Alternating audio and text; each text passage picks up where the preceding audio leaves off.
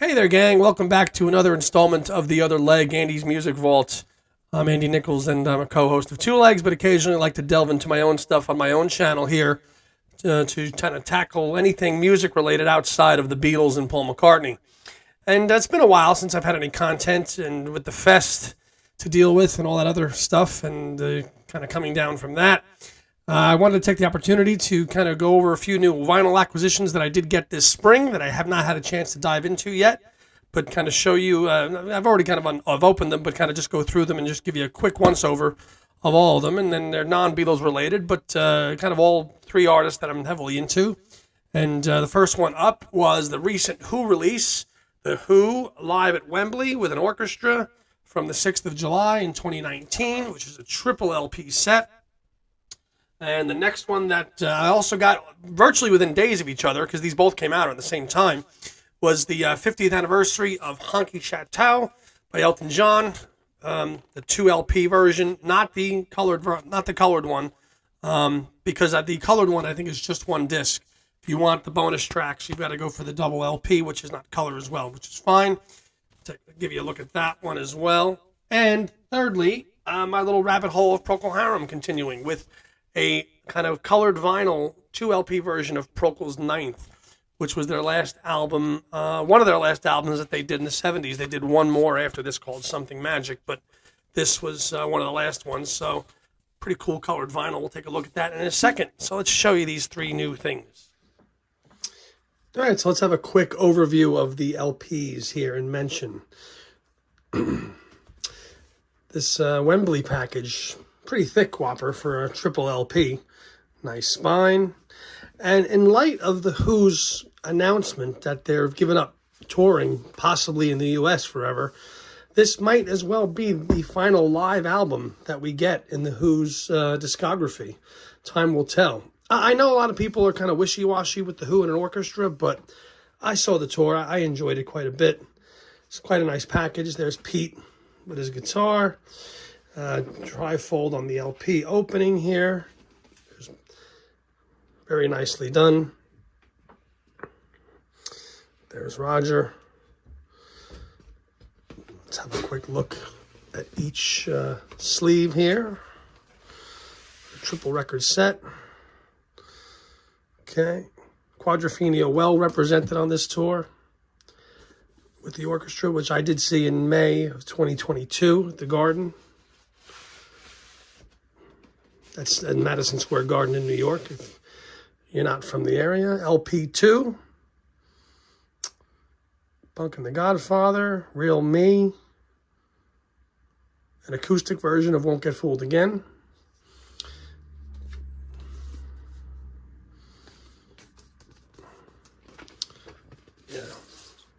Yeah, the vinyl's quite nice here on this.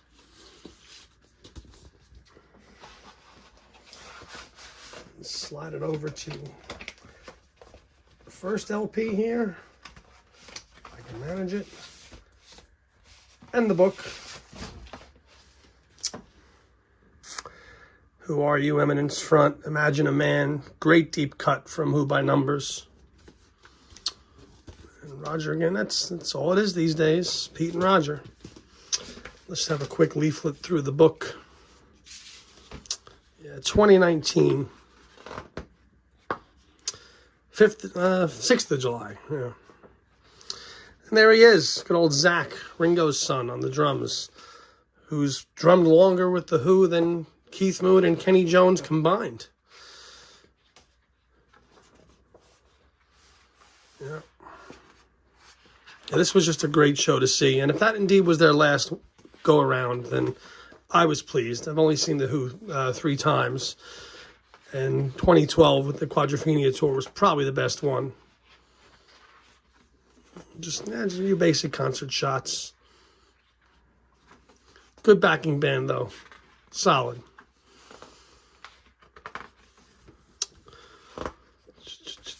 Yeah.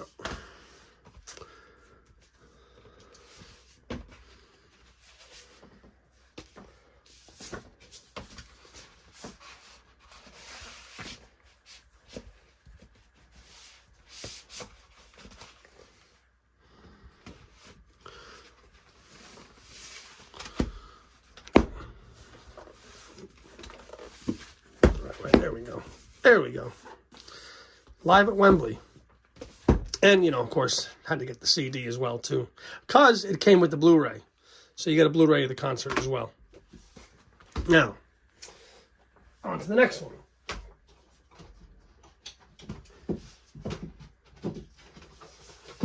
The aforementioned 50th anniversary of Elton John's Honky Chateau. This is the 2 LP version. Of course, I got the CD as well here. The CD actually had some live tracks that were not included in the 2 LP version. You're just getting the studio demos here on this one, which are fine, but the live tracks are really make the CD or the digital version worth getting.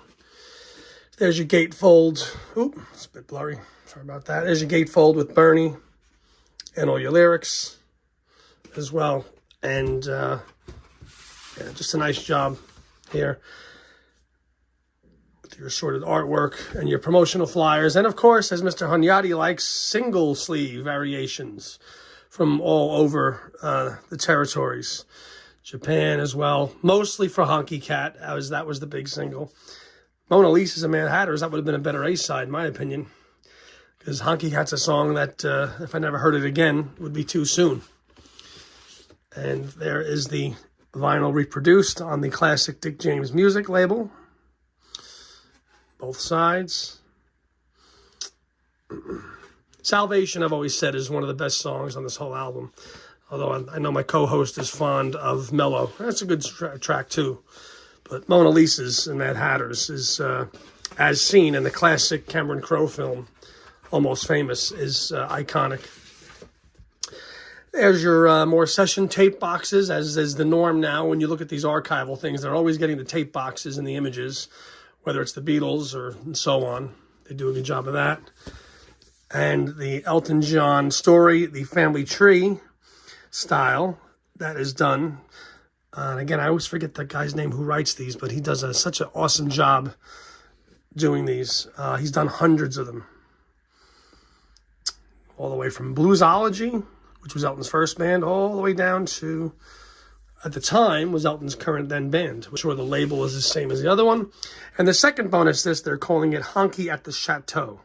And this was the Chateau in France. As you know, this album was recorded, and very quickly, it also was Goodbye Yellow Brick Road later in 73. I think in about 2 weeks' time. Let's have a quick thumb through the booklet as well. Okay, if you're a vinyl purist, it's great. But if you want to have the full set, you do need to get the CD to get the live tracks at the Royal Festival Hall in London. There's the Chateau. Nice essay, which I did read the other day. Nice period photo of Elton. I think out of all his classic his classic phase albums, I think Honky Chateau might be my least favorite. Maybe. I don't know. That always changes. There's a Honky Chateau timeline. Very thorough. Very well done as well. Okay. And on to the third vinyl acquisition. As I mentioned, I've been down this rabbit hole for over 2 years now. And so just about 2 years. And there is Procol's ninth, by Procol Harum. Probably one of their not as considered stronger albums. Double LP. And again, this is a 2015 reissue on the rare kind of boutique label Let Them Eat Vinyl, which is kind of funny. That specializes in a lot of, sets, a ton of Dylan, woohoo. That's always a nice thing. And let's see what color. Probably gray, if I had to guess. Yes, it is gray. There it is. Procol's ninth. And there they are. And the recently departed Keith Reed on there as well. This album has more of an R&B kind of flavor because it was produced by Lieber and Stoller of 50s Brill Building fame. So not exactly a marriage you would think would work with Procol Harum. It did work a little bit on certain tracks. I think the Unquiet Zone and Fool's Gold isn't bad. Final Thrust and without a doubt, though, I think are the two best tracks on the album. And not the Beatles cover of 8 Days a Week, which isn't bad, but it's not great either. And this is just the same here as well. Obviously very well done. Yep, side C and D.